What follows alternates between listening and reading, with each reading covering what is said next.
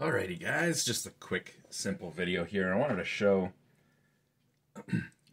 off a few things here. I guess first of all, this DMG, original DMG styled IPS modded Game Boy. I showed this off in just a picture in YouTube, and some of you guys saw it and hoped that I would do a video on it eventually. And I guess, well, here it is. Turn that on. Got the glorious IPS screen on there.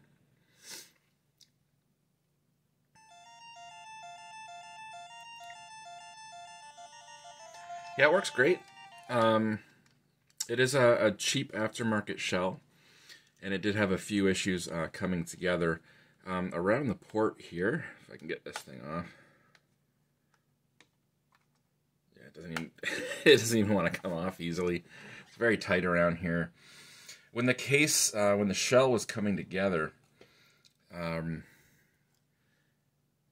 COM port was kind of getting pushed on, and like it wouldn't come together tightly here. So I did have to file a little bit out there. And then I had to file this because the IPS modded board, where this becomes your brightness wheel instead of the contrast wheel on the stock screen, that wheel's a little bit thicker than a stock Game Boy little contrast wheel would be. So that's nothing to do with the shell. That's just any stock shell. When you're putting an IPS mod in on a DMG, you've got to file this out because that wheel is thicker than the stock contrast wheel. This wheel also pushes in, and that's how you change colors when you have an IPS modded DMG, at least like this one. Some of the newer kits are probably a little bit different. Some of them have an on-screen display. This one doesn't. I like this kit in that it's super simple.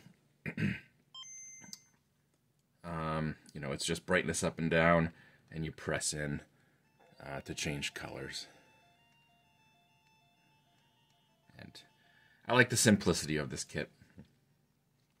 The shell also, when I put the screws in, it kind of bowed out toward this end. Yeah, it's still bowed out a little bit. You can see when I squeeze on that, it's not like completely tight.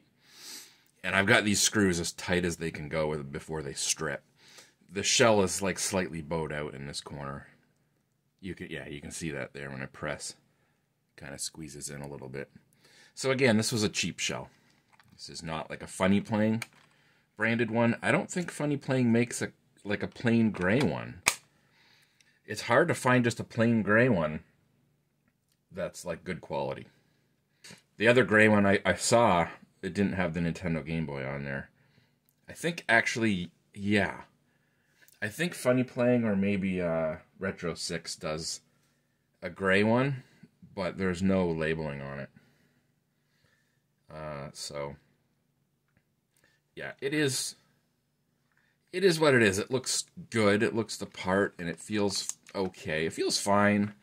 Again, I had to file a little bit here because it didn't want to close around that COM port thing, or the extension port, whatever they call it on the Game Boy. It's not a glass screen, it's just a stock, well, it's just a plastic screen cover.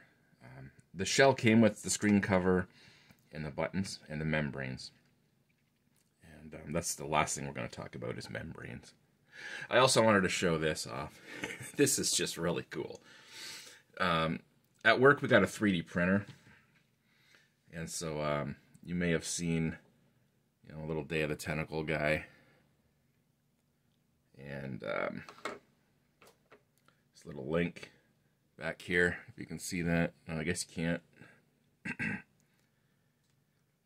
Little link, but it's the style of the Nintendo Switch remake of Link's Awakening. So I really, really like that. That was 3D printed at work. And then I painted them just with, is it acrylic paint? I forget what it's called. Cheap paint I bought at the hobby store. And I didn't sand those. I didn't prime them. I literally just painted right on the plastic. And all things considered, they turned out okay. But yeah, I did this DMG stand. And this is really, really cool because, well, it's really solid. Unlike the stand I used to have, which I guess I didn't bring out here to show you. I had one that was just kind of L-shaped, and the Game Boy just kind of sits on it. Issue with that is if you like bump the table or you hit the Game Boy, like it'll fall off. It's not very stable. You know, this one, the Game Boy fits in there right down to the point. Like if you can see that on camera, it's got the curve in there. And it fits the curve on the bottom of the DMG there, and that just fits in there like a glove, right? And like that's not going to come out. Like I can tip this thing all the way flat, and it's not going to fall out of there. It's very, very stable when it's in there. So yeah, you can just pop that in there, and it doesn't matter if someone bumps the desk or bumps the table or bumps the thing a little bit. It's not just going to fall over. So kind of covers a little bit of the bottom, but they made this part here. It looks like what's that, orange, a yellow, yellow Donkey Kong Land, but it looks like the top of a Game Boy cartridge. So that's kind of cool. Yeah, it's just really cool. Some of the stuff you can 3D print.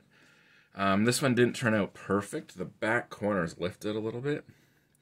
Just kind of right here. It lifted off the bed while it was printing for some reason. I'm not really sure why. The bed temperature was up to the proper temperature. But that happened. But it doesn't affect, like, when this is on a solid, like, it doesn't affect it, really.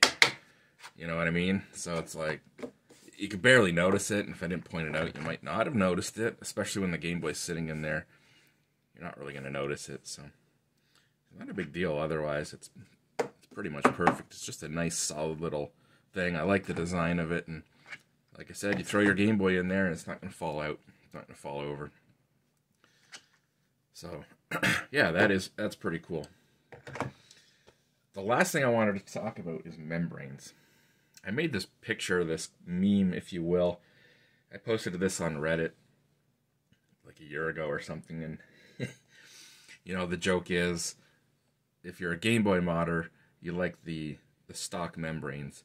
You don't like the aftermarket membranes. And that's not always true. So my Game Boy Color and my Game Boy Advance, these both have Funny Playing branded membranes in there, and they're super responsive. I mentioned that on both of these. These membranes are super responsive. And if you're wondering, like, what does he mean super responsive? It's just a rubber thing that squishes down. Like, what's he talking about? Well, there are bad membranes. A lot of these cheap shells, they just come with the membranes, like generic brand membranes. And there's definitely a difference. You'll feel it. You might not really know why. You might not understand like why it feels different. You just know that it feels different. And I'm going to show you why. So I've got a stock Game Boy Pocket out here. So stock membranes in that. Super responsive. This is also an IPS modded DMG in a clear black shell, Retro 6 shell. This has stock membranes in it. And initially this had the membranes that, I don't know if I bought when I bought the everything to mod, or if the shell came with the membranes, or I bought some buttons and it came with the membrane. I don't really remember, but initially this had probably very similar, if not the same, membranes that this one now has in it.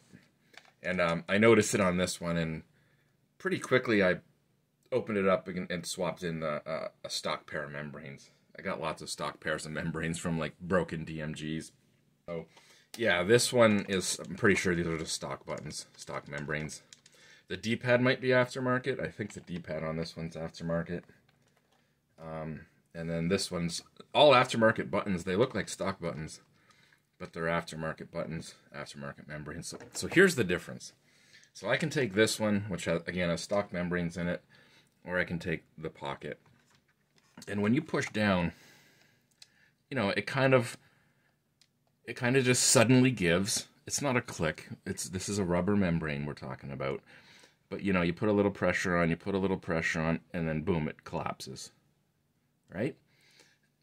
It's when you're letting off. So on a stock membrane here, as soon as I start to let off pressure, it bounces back, and it can kind of push my finger up a little bit.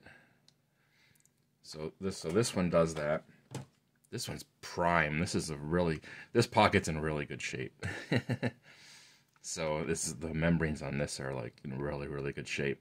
As soon as I start to let off pressure, that pops back up and kind of pushes my finger up. And when you're spamming the button, you can spam it really fast, and you're not pulling your finger off the button. So on this one, again, these are aftermarket buttons, aftermarket membranes, but the buttons are irrelevant here. This just comes down to the membranes. This one you push in, and it collapses, and that feels fine. So you think, okay, it's fine. But it's when you're letting off. So I let off, I'm letting off, I'm letting off, a little less pressure, a little less pressure. Oh, there it finally popped up. So pushing down, it might require a little bit more pressure, but that's not really a big deal. And it just pops like you'd expect. It pops down. But again, when you're letting up, letting off pressure, it finally pops up. You almost have to take your finger completely off the button before that pops back up. What happens on these is, like, when you're holding B and you need to hit A with the side of your thumb, it's a little harder to do that quickly. And if you need to spam a button really quickly, like if it's Mortal Kombat Test Your Might, I don't know.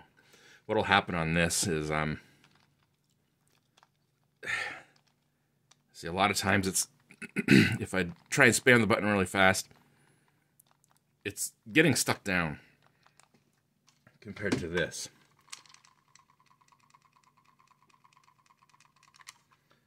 Again, not letting my finger up.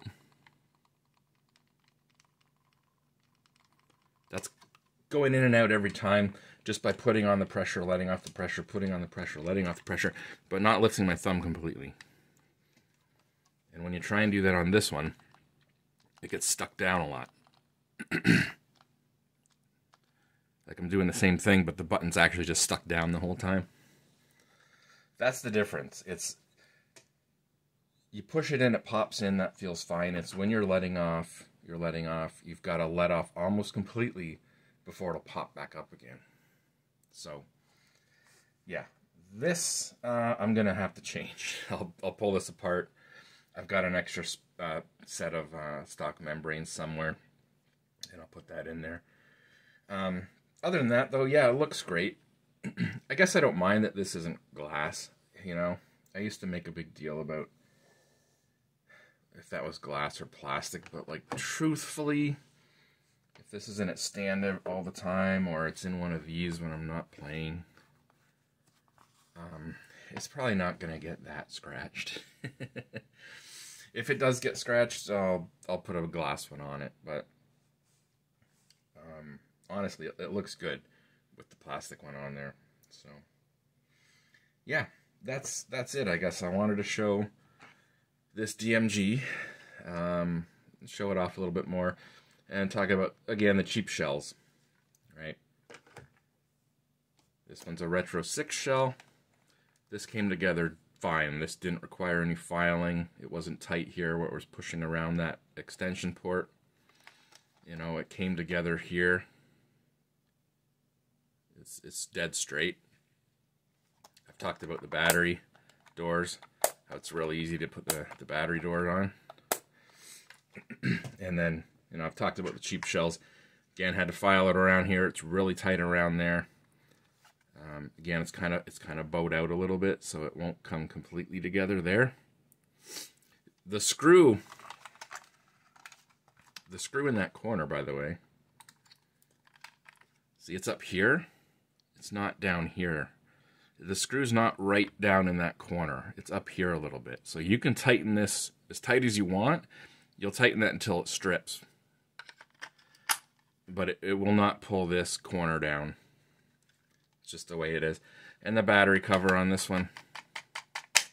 It's not the worst, but it's not as good as the the Retro 6 one here. So it is what it is. It's a cheap shell. It was like $10, and it came with the buttons and the membranes. And the buttons feel great. The D-pad, like, if I didn't know that was an aftermarket D-pad, I would never be able to tell. It looks and feels just like a stock D-pad. And same with these buttons. Yep, again, just wanted to show that. Wanted to show this awesome stand. And I wanted to talk about membranes. You know, when in doubt, just use the stock membranes, unless they're really worn out, because you just can't beat stock sometimes.